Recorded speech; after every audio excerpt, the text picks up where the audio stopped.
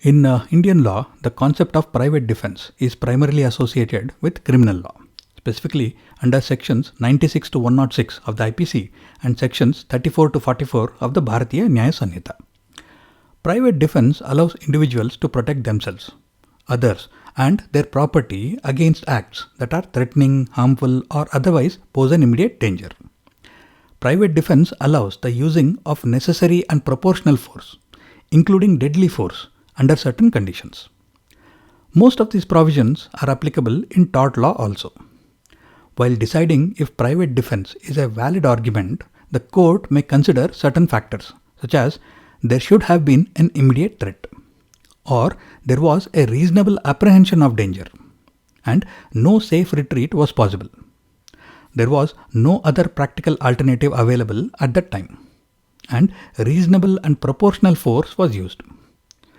For example, if a person is threatened by somebody carrying a stick, the court will consider whether firing at the person was really required or the defendant could have just fired into the air.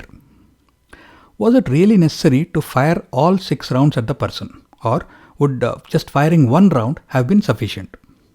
So, there are some limitations to private defense. It does not justify violating the right to life of another person, unless there was an absolute need to do so. And the force used should be reasonable enough for defense and should not be excessive.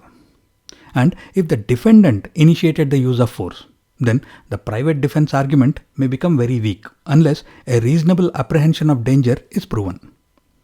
In Debendra Bhai versus Meghu Bhai, the court held that private defense extends not only to the right of the person to protect himself, but also to protect the person's family and even others also.